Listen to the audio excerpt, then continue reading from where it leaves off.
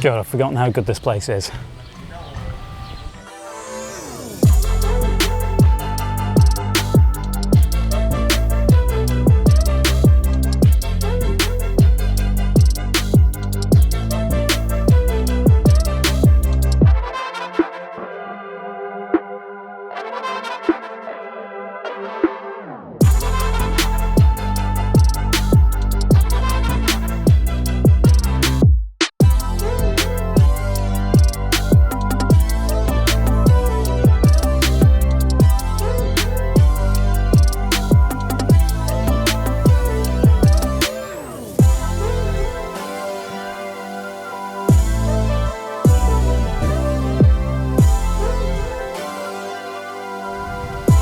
So guys, you might have noticed that I've swapped my living room for a very different location for this video. And that's because I'm coming to you from Spain, which is where I am at the moment on a short break. My wife and I are celebrating our 10-year wedding anniversary. And we're back at a place that we haven't been to for many years. And it's an incredible hotel called the Asia Gardens and Thai Spa, and is just absolutely insane.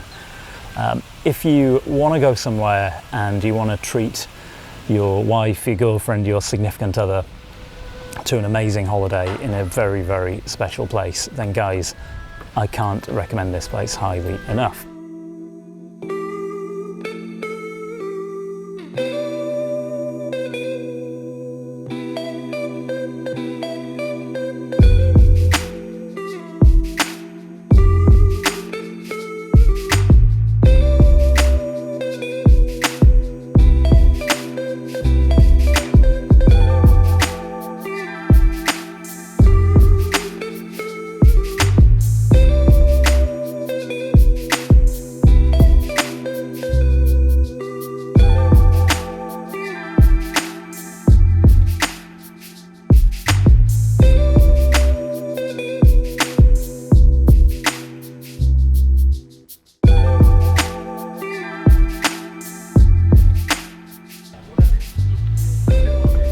So while we're here, I just wanted to do this short video just as a bit of an update really. There's a few bits of watch news that I wanted to talk about and just sort of check in with you guys really. So what am I wearing? Well, I brought a couple of my watches away with me. I brought this, which is the Seamaster No Time to Die, and I also brought the Tudor Black Bay Chrono S&G. And I've been wearing that in the evenings. It's a perfect watch to go for dinner. And this one is great, I've discovered, as a holiday watch just around the pool.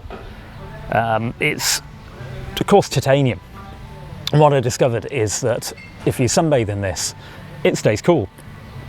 Unlike stainless steel watches that get really hot in the sun, this one doesn't get hot at all, and it's really nice. Otherwise, you know, I've found before when I've been sunbathing in stainless steel watches that sometimes you just got to take them off because they just get far too hot. I haven't been wearing this in the pool.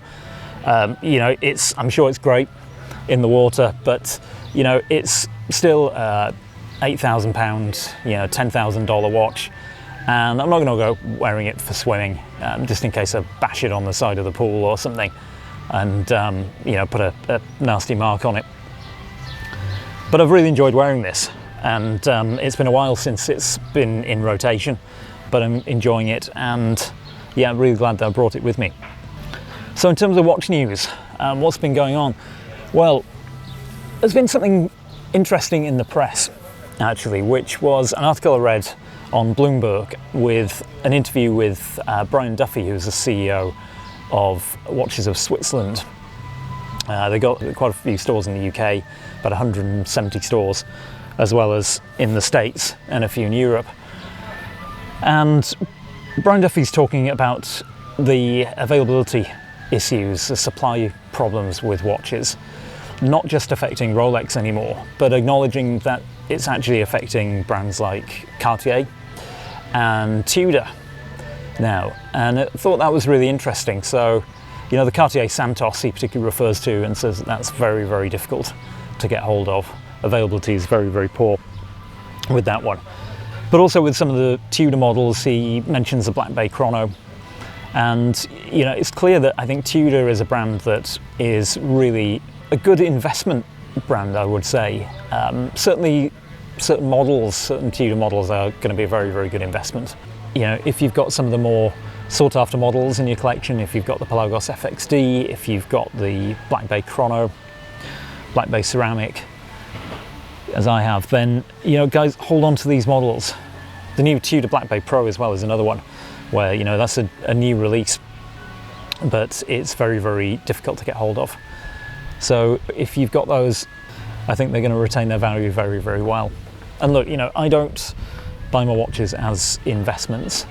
That's not why I'm in this hobby.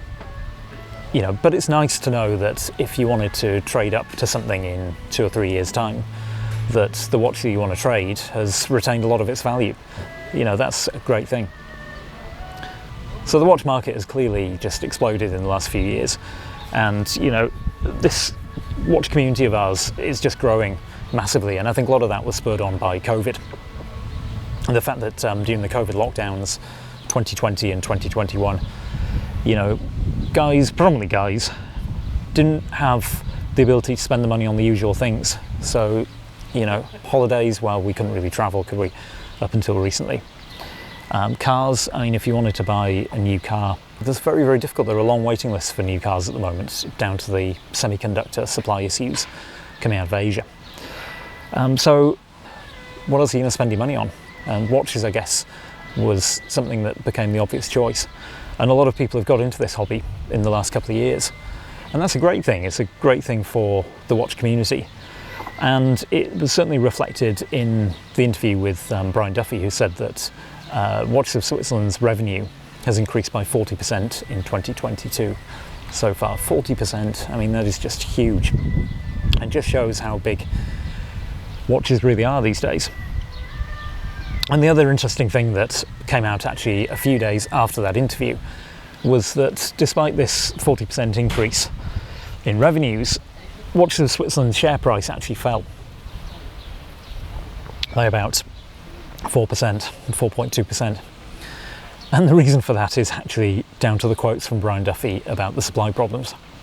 It seems like the stock market got a little bit spooked. I guess they're worried that, you know, Watches of Switzerland aren't going to be able to get hold of the popular models that everybody wants, and that's going to affect their revenues going forwards. So it's just remarkable how a few words can affect a share price like that, and kind of took me back to something that happened in I think it was the 1980s, when a very famous CEO of a big jewellery store, a chain of jewellery stores called Gerald Ratner, and the stores were called Ratners. And some of you might remember, you know, Ratners were renowned for selling kind of quite low value jewellery items. And he stood up at an annual general meeting at a conference, company conference, and talked about how shitty the quality of their products were, and, you know, just how much profit they were making selling this really crappy stuff. People say to me, how can you sell this for such a low price? I say, because it's total crap. We even sell a pair of earrings for under £1, gold earrings as well. And some people say, well, that's cheaper than a prawn sandwich from Marks and Spencer's. But I have to say, the sandwich will probably last longer than the earrings, but anyway.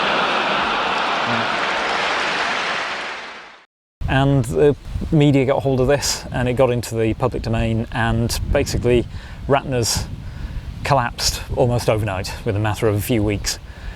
People stopped shopping at Ratner's, the share price fell, and they were gone very, very quickly. So you've got to be very, very careful what you say. So the other thing that I wanted to talk about was the Moonswatch, and just to give a bit of an update on that one.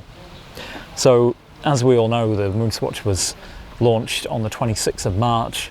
We're now at the end of May, just going to June, and availability is still very, very difficult on this one. I follow some subreddits that talk about the Moonswatch. A lot of people post regularly on those, and I'm also a member of a Discord group of people who are trying to get hold of Moonswatches, and it's just still proving to be impossible. And look, Swatch made this big announcement at the launch that, you know, these were not limited. Everybody who wants a Moonswatch will be able to get one, was, I think, the direct quote. Well, you know, we're almost 3 months in to it, and that's not proving to be the case. And in fact, I've heard that the stores in London are actually telling customers as of last week that there are going to be no more deliveries for 3 to 4 weeks, which is really interesting. I'm not sure what's behind that. The other thing that seems to be apparent is that the flippers who are queuing up outside the store and are getting the watches, it's very often the same people getting the watches each and every time.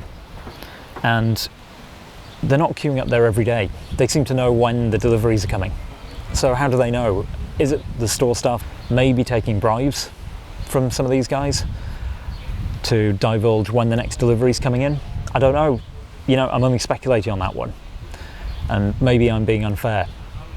But, you know, I have to say, guys, that thought has been going through my mind, and I'm not the only one thinking that. And I think this is a real shame.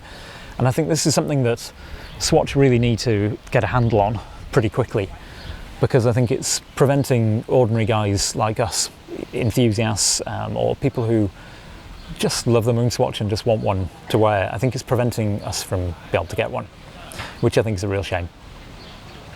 I've also been seeing quite a lot of things online about the quality of the Moonswatch, and particularly people talking about how the plexiglass on it is so easily scratched that even if you put the watch inside the box without the protective plastic film on the glass, and then you put the lid on the box, that the lid itself can scratch the watch.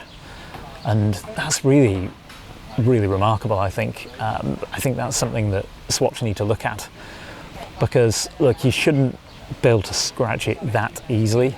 It should be a little bit more durable than that. And look, you know, okay, I know you can buy poly watch and you can polish scratches out of the glass fairly easily, but you know, it shouldn't be the case. These things need to be made to, okay, they're only a, you know, £200, $250, $260 watch, but you know, they should be able to last for, you know, longer than it takes to get it out of the box. But I still want a Moonswatch. I'm not sure when I'm going to get one. But I think there are a lot of people out there for whom the hype has really died. And, you know, if Swatch had maybe handled this release a little bit better, handled the availability situation a little bit better, I think they would have sold more of these watches. But there are a lot of people out there who've got pretty disheartened by the whole thing and just really don't want one anymore. And, you know, in some ways, who can blame them? And guys, look, tell me what you think about the Moonswatch. Tell me in the comments, you know, do you still want one? Have you managed to get one? If you haven't got one but you want one still, what colour would you want? Which design do you want? And, you know, if you're one of the people who has just got really sick and tired of the whole thing and lost interest in it and the hype has really abated, then, you know, let me know. Tell me what you think. I'd love to hear from you about this. And guys, if you've enjoyed this video, it's something a little bit different, but please make sure to give it a like. If you haven't already subscribed to the channel, then guys, please click subscribe, and thank you again for watching. I look forward to seeing you on the next one. Bye for now.